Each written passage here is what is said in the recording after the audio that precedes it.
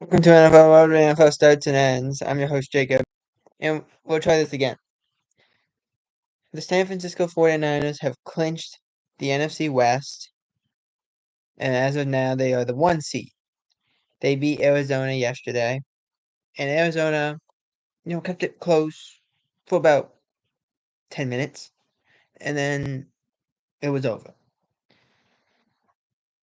San Francisco's last real tough opponent is probably Baltimore, which they face on Christmas Eve. Otherwise, I think their schedule goes Baltimore, then they go Arizona again, and then the Rams to finish off the year. They clinched. I also want to make note they were not the first team to clinch in the playoffs this year. In the NFC, actually, the Eagles and Cowboys both clinched yesterday.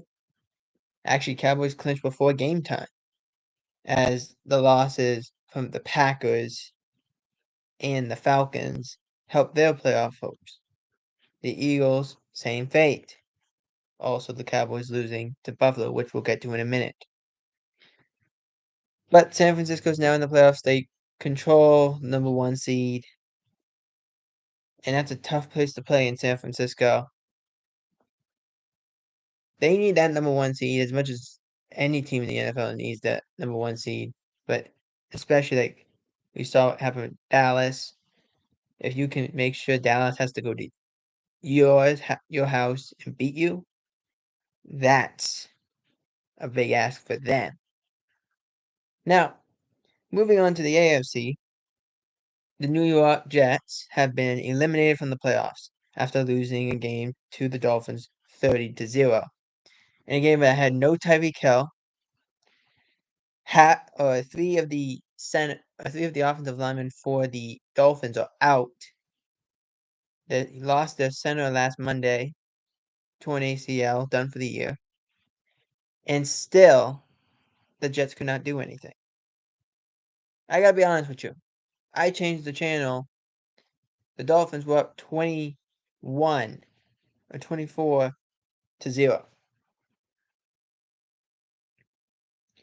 Zach Wilson got pulled in this game not because he was bad, but because he got dehydrated. That's what happens when you play in Miami. And I don't really want to get into this, and I'll probably get into it a little more on Wednesday's show. But to me, I don't understand this obsession with people saying, well, Cam Newton deserves to be a quarterback in the NFL. Okay, deserves, maybe. Is? No. People get confused. When people say, I deserve respect. And it's like, that's not how this works. It doesn't work that way. How I grew up was you either worked for whatever you got, you deserve respect, you earn respect. So this decision of saying he deserves a job. Sure. Every American probably deserves a job. Doesn't mean it happens. It's not fair for you to talk about it that way. Or to say that someone has a job and he shouldn't have it. Maybe you can believe that, but you don't say it. You don't say those things. That's an unnecessary thing. Just because you like him and you don't like this guy. I want to bring this up on Wednesday's show too. Dan Patrick was on the Cam Newton's podcast. And Cam asked him, why do I not have a job in the NFL right now? And Dan gave him a straight answer. And Patrick is as straight-laced as it comes. In a positive way. In a positive way, as in he's going right down the barrel. He's not gonna bullshit you in any way. It's right down. Here we go. It's like a straight fastball right down the heart of the plate. That's what he does. And you respect that.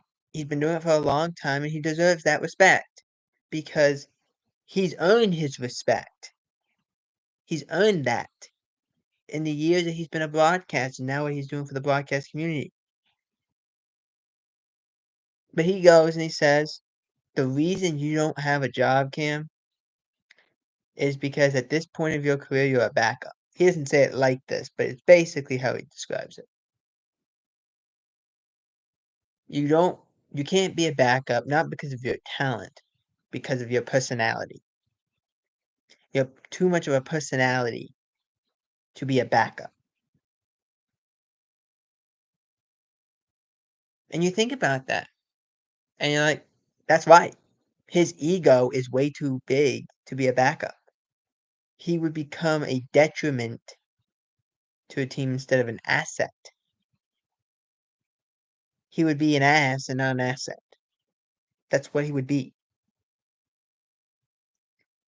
And that's fair. That's 100% fair. And it's accurate because we haven't seen Cam do it. That he's willing to step aside for this other guy. He hasn't proven that. So we'll talk about that more on Wednesday's show, but it's just we need to talk about it and ease the brakes. Now, the Cowboys versus Buffalo Bills. This was not a contest. I looked at this thing maybe 3 different ways.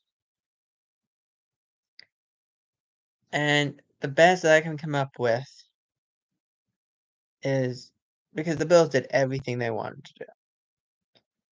The Cowboys probably thought it was going to rain more than it did.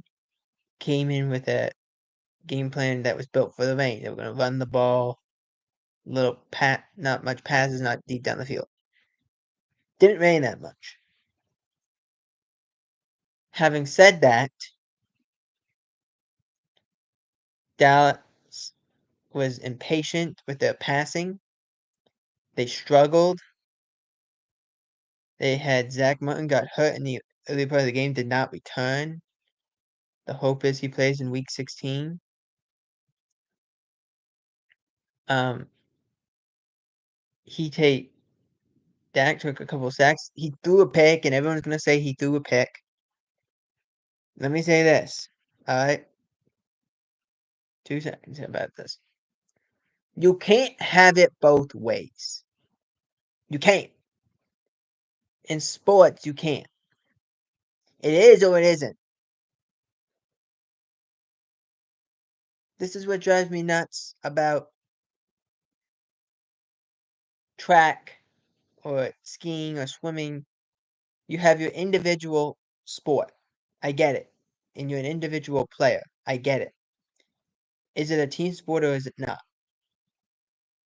Because you have your time, but you have your team's time. It makes no sense. Why do you have a time, but your team has a time? It makes no sense to me. If you could explain it, please explain it, because I've been wondering this question for years. Like, I don't understand it. But what I'm trying to say is, we critique quarterbacks based on turnovers. Turnovers are the negative play for the quarterback. I get it. Or negative play for the offense. I get it. But let me explain it to you this way.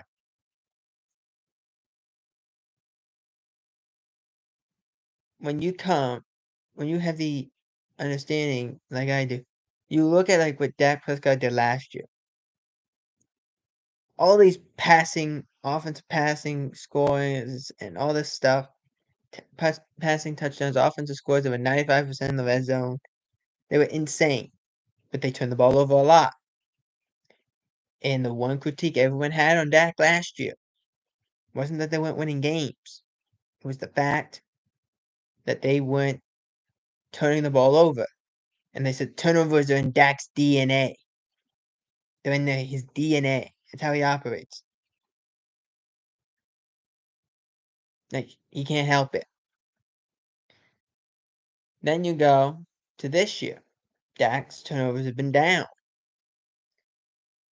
Josh Allen's turnovers are up. Mahomes' turnovers are up. Jalen Hurts' turnovers are up. These are the people that were saying, yeah, they're the best quarterbacks in the league, but they do turn the ball over. And we all say, well, they should be criticized like Dak was, because they turn the ball over a lot too. Matthew Stafford turns the ball over a lot. We should criticize them. Why don't we? Well, it just marks a good quarterback. He's throwing the ball a lot, so he's going to turn the ball over a lot. What we said about Dak last year. And everyone's like, no, that's different. And how many got bounced off the guy's hands or chest or whatever. So it's the same thing. It's the same thing, different people. In terms of who they're talking about.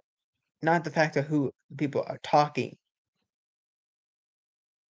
Now, you can't use it as a criticism. You can't. Because if you're going to use it as a criticism one week, and the next week you're not, or the next year you're not, that's not fair to the player. Now, why am I saying this? Dak did turn the ball over yesterday. One time. Interception. I understand people in the media are going to say, he turned the ball over. It's in his DNA. When did he turn the ball over? How much were they down by? 21? 24? 28? How many were they down by? If they're down 24 or more, and he turns the ball over, it's not he's throwing it to the other team. He's trying to force the ball down the field because he's trying to score. He's really trying, and he can't. So to me, that interception, as much as it does count on the numbers, he's trying to force the ball down the field. The game was over prior to that. Same thing in the San Francisco game. The game was over by before he threw the second interception. It was over. The offense could not move the ball. It was over. Same thing here. Except Dallas could move the ball a little bit. But they had such a conservative game plan. Didn't matter. And props to the Bills. They did a great job defensively. They were great. They made plays. They were aggressive. They hit the Cowboys after everything. The penalties were not really an issue. I mean, besides a couple times where Dak got hit in the head, which was, I think I counted 3 occasions where he got either hit in the head with a helmet or a forearm, but that was it. Nothing crazy. There was a bad roughing the passer call. They called it. He said I got hit in the face, and he really only got hit in the chest. But other than that, it was a pretty even game until it wasn't, of course. But yeah, that's the best way I can describe it. Offensively, it was not good. It was not a good show. Defensively, it was terrible. And I saw this tweet last night. It said, as much as we love Dan Quinn, he deserves some of the blame too. You can't just give Dan Quinn praise if they win and give Mike McCarthy crap if they lose. And I'm like, that's real. That's real. You can't just give the head coach crap if he could be the reason that you win too. Not saying he is. But as much as you giving credit to the defensive coordinator, you got to give credit to the head coach. You have to. And that people are afraid to do that in the media. They're afraid to give credit to Mike McCarthy. So if you're gonna give McCarthy crap for losing, you gotta give that to Dan Quinn as well. You have to. So, where did it go wrong for Dallas? The Buffalo Bills ran it 49 times. Threw it only 7 times. Threw it only 15 times. 7 of those were completed. Josh Allen had under 100 yards. So pass defense was not bad. It was the run defense, 49 carries for over 200 yards. I think it was like 250, 230, something like that. In that range, 230 to 250. And James Cook did whatever he wanted to do. As I understand the Cowboys did not have Jonathan Hankins.